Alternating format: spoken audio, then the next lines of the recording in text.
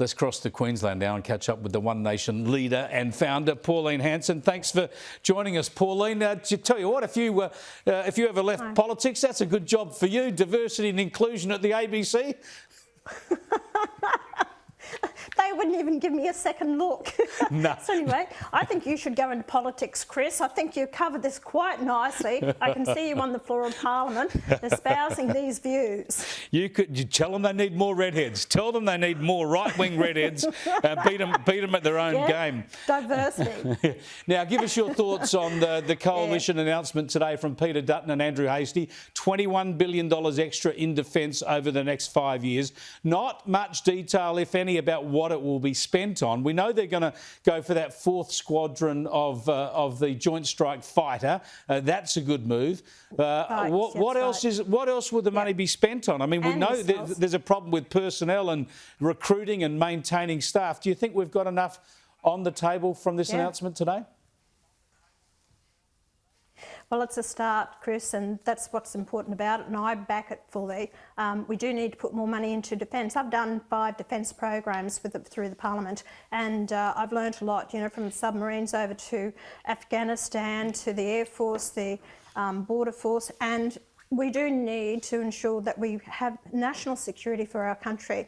I don't feel confident or feel safe under the Labor government because Albanese has disregarded the Chinese being in our waters. He thinks that just because they call him handsome boy that he gets on well with them. But I tell you, what I've been told is the word handsome boy is actually an insult. So it's really an insult. It's not a compliment to Albanese. So they probably want to keep him there. He's not going to put up defence funding. By no means. We're way behind the 8 ball. I think it's a good move by the coalition. And when Don Farrow said the other day, he said, oh, well, if we get in trouble and need defence, we can call on New Zealand. Give me a break. I don't think New Zealand will be able to defend us against China or anyone else. He didn't say that, did he? That must have skated past me. I didn't realise that. That was Don Farrell, was it? New Zealand. Yes. I mean, they have no defence force, effectively. Yeah.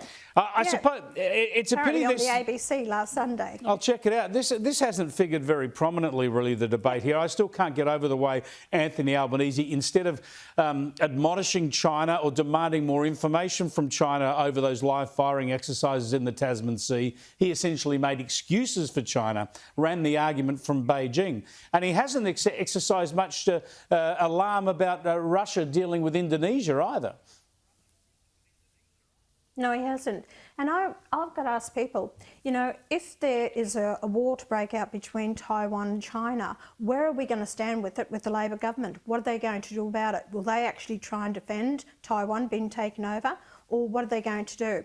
This is important questions need to be asked of Albanese because they said, you know, it could disrupt over there in about 2027. So we've only got a couple of years that this may happen, and if that be the case, we're going to have a Labor government by the looks of the polls, and I hope not. So even that, with Russia, with Indonesia, we haven't been told the truth. He hasn't been forthcoming to tell the Australian people what is going to happen.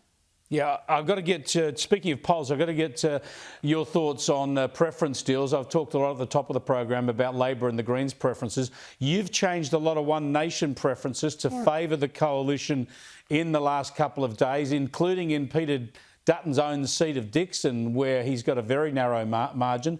What have the coalition given you in return?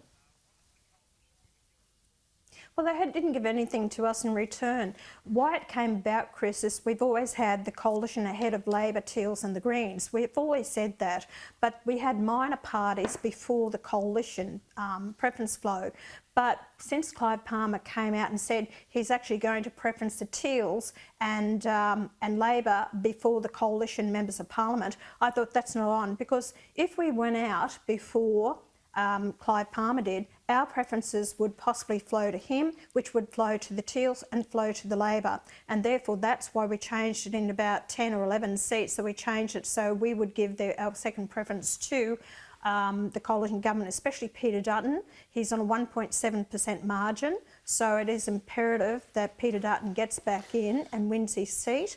And I don't trust Clive Palmer. His talk about, you know, someone has done the wrong by his preferences putting out there, that's a load of rubbish, absolute rubbish. They would have control of it. They own the graphics. They would have sent it to the printers. This is a cover-up because he knows it's been a backlash. He's got his own candidates walking away from him. Yep. He's got volunteers that won't hand out hard vote cards for him now. So it's been a backlash against Clive Palmer, and I'm pleased to see it because he's not good for the country. Yeah, well done and well said. Thanks for joining us, Pauline. Pauline Hanson there, live from Queensland. That is a big issue, the Clive Palmer trumpet of patriots mob. Now, I don't know why people would vote for them. I know some of you do. You have your own reasons. But remember that his preference recommendations could be very, very damaging for the coalition. A lot of them going to Teals and the like before the coalition. So remember, you have control over your preferences. If you want to vote for the trumpet of patriots #1, don't forget, go #2 for the coalition candidate. Otherwise, your vote will end up going to Labor.